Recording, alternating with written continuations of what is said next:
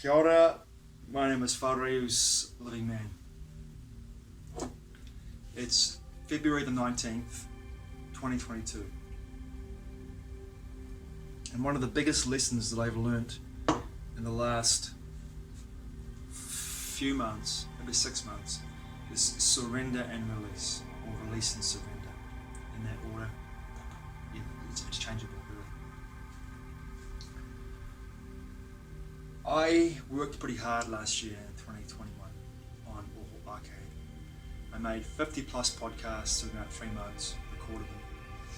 I was blogging every day, researching up to 3 hours a day, holding on a day job, day hustle, at least between 6 and 8 hours a day, working there, coming home, researching, writing a blog for an hour and a half, 2 hours, proofreading it, and then firing it out on my website and other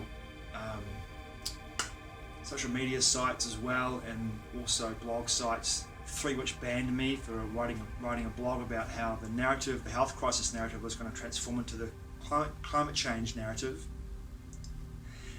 Those 3 particular sites blocked me after writing that one blog about that process of how it's going to change from going from health crisis to climate change. And also making videos. And by the end of October 2021, I was shattered. I was so tired. I was making so much content, and then of course working very hard, my day hustle to pay the people that were working for me at Oho Ake to edit my content, to soundbite my content, to caption my content, to release book trailers, to make book trailers, to release books, to publish EPUBs, to sound engineer podcasts. My team that's working for me has gotten bigger and bigger, which is great. I'm thankful for that. I'm thankful for the experience of being able to put this content out for free for people to watch, and for people to look at, people to listen to. But by the end of October, I was absolutely shattered. I was knackered. I didn't have the energy to do anything that really revolved around Oho Ake. So I pulled back from most things, made videos still, worked through the video process, continued that work. So I was really enjoying the process of making videos. And but by December, I was like, right, I need a break. I need to walk away from this. I need to walk away from it either permanently, because I've done everything I possibly can in regards to Oho Ake, what it's done for me, how it's helped me to heal over 13 years of writing these books that I've written, incredible books that I've written, the content that I've written. In 2021, I realized that the books that I've written over 13 years had helped me to heal myself, my healing process of healing my inner child, healing my childhood woundings, my traumas, and my life traumas. How this experience had brought me to this place where I realized that the shadow work that I'd done for so long was also being done through my writing processes. Beautiful realization. I got to the point where I realized, do I need to do this anymore? Do I need to make any more content? Do I need to write any more books? Do I choose to write any more books? I need to. I always chose to write more books. What do I want to do with my creative processes, my creative energy? Where do I want to move into? Where do I want to go? So I took 2 weeks off at the end of 2021, beginning of 2022. Went to the top of the South Island, went to the middle of the South Island, Aotearoa, New Zealand.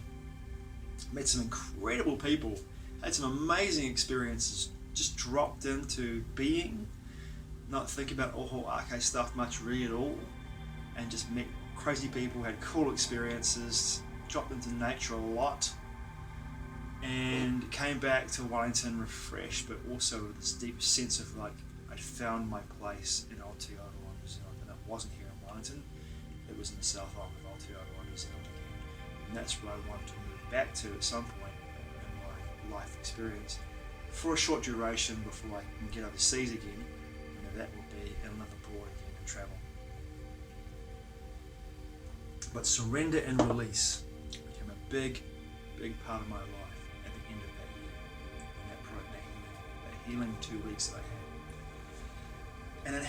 And I find myself now, even when I'm in the situation where I am not feeling the call to go to Parliament Parliament grounds with the Freedom Convoy in this country, Aotearoa, New Zealand, and the people that have come together on that Freedom Convoy from the South Island, from the North Island, from many locations in our country, who have all descended upon the Parliament grounds, have now all camped up there, living in their house buses, their motorhomes, their vans, their cars and tents. It's like a little city down there, like a little community. It's like a little city / community township of refugees on some level from the system who's destroyed their lives, who's taken away their mortgages, their jobs, their livelihoods, sometimes members of their own families and their loved ones who have died taking this medical procedure are all down there protesting peacefully, holding space for those who come down there with a gripe, with anger, with frustration, with sadness, with vitriol, holding space for these people to come down there and so they can express themselves in a way that is not going to be harmful to anybody else. The people that are down there holding that space, and I have many friends who go in there every day to hold space. They tell me how beautiful and loving and how wonderful, how peaceful the energy is down there, and how they're creating a new paradigm that will move out of that particular region, out across the country, they feel, and move across the country and bring people together so that they can create this new system as this old one comes down. For me personally, I don't feel the draw to be down there. Not because I don't join them in their movement. No, not at all. I feel as though I need to be where I am because what I'm going through in regards to my own personal shadow work is far more important for me to deal with. And by doing that, I am creating the space within myself and the healing energy I'm bringing into my body, mind and spirit by going through this process of doing my own personal shadow work. What I am creating is an ability to hold more source energy in my being, and by doing so I am bringing in source energy into the unified field around me, the morphogenic field around me, and by doing so picking apart the force of the energetic construct of constriction that we find ourselves in, this heaviness, but the light that you feel pouring out of you, emanating out of my heart chakra, by doing this work daily when I'm triggered, whenever I feel the need to do it, by picking apart this construct for this light that permeates it into the unified field. I can do it from wherever I want. My heart energy, my love, my appreciation for the people doing the work down there is paramount. I feel that. But I feel as I can do my work here. One of my friends last week, after I had this experience, which I'll relate to you now, last Thursday I had this feeling like I was being absolutely submerged with this energetic feeling of like a bombardment of energies. Good energy, this is of course me giving it meaning, because it has no meaning, it's just neutral. Good and bad. Anger, fury, love, joy, tiredness, sorrow, all this energy. I didn't know where it was coming from. I felt it was moving through me and it was pulling me in a direction where I was not feeling comfortable. I was looking at particular alternate websites and media websites. I was looking at people's discussions on what was going on down there in Parliament, and also what was going on in Canada, what was going on in Canberra and Australia. And these are the three big places that people are looking at the moment in regards to the protests that I'm aware of in my own country, Aotearoa, New Zealand. And looking at these energies and picking up on this feeling of like what's potentially gonna happen, meeting people that were going down there all the time and hearing their stories, and picking up on their own personal experiences as well, and their energies, and empathically taking that shit on. It wasn't mine, and holding it in my frame. And it was beginning to imbalance me, and I felt really uncomfortable. I needed to clear my decks.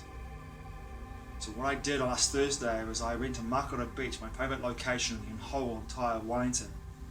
And I came home, I fasted most of the afternoon on Thursday I fasted most of the day. I came home, I created a ceremonial dose of cacao, and I got a ceremonial dose of mushrooms.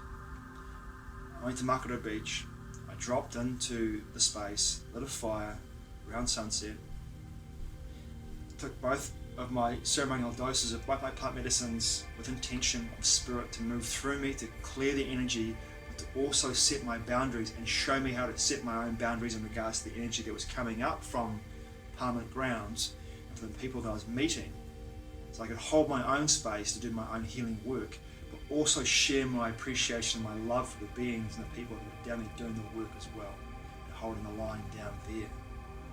So what happened for me? At sunset, while I was out at Makara Beach, when I went deep into my dive, what happened was I had this very strong urge to begin the process of the Hawaiian healing technique, Ho'oponopono. So I began sitting there, spirit moved through me, and the forces are around me, the energies around me, the elementals around me, the energies around Makara Beach, my own spirit guides and guardians guided me through the process. I'm sorry. Please forgive me. Thank you. I love you. I did this process over and over and over and over again for about an hour and a half, 2 hours, from just before sunset till it was just getting dark. Just getting dark. I could feel these waves of energy moving up from Parliament grounds.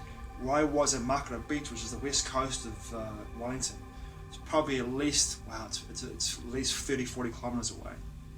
Just moving up through from Parliament, through my being. And when I felt a wave go through me energetically, I would deepen my process. I'm sorry, please forgive me.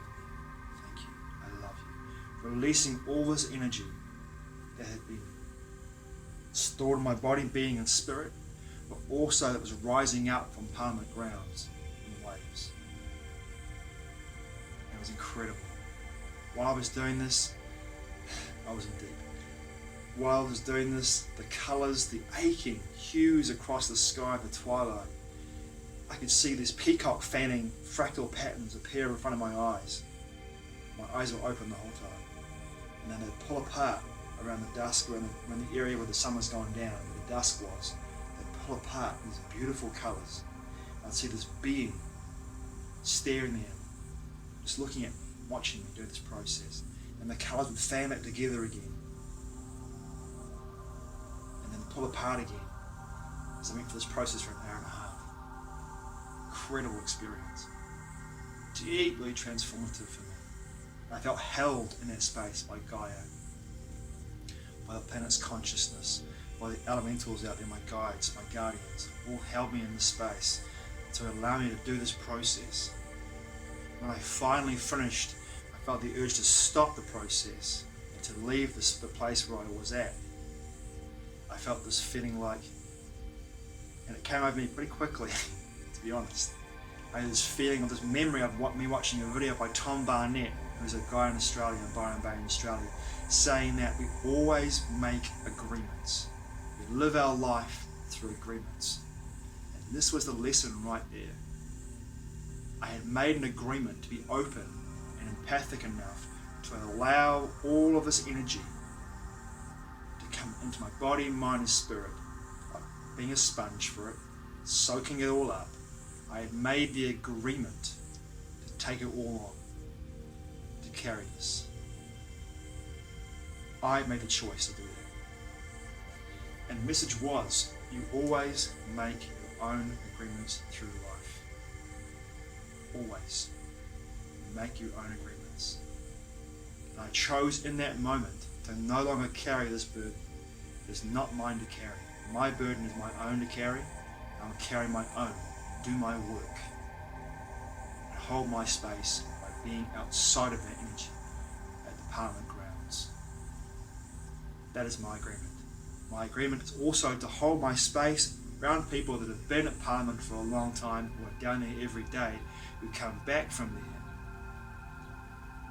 and carry with them the energy that they feel down there. The beauty, the wonder, the peace, the joy, also the underlying feeling of tension. It's not mine to carry, it's their choice. My love, my appreciation, my adoration is with them.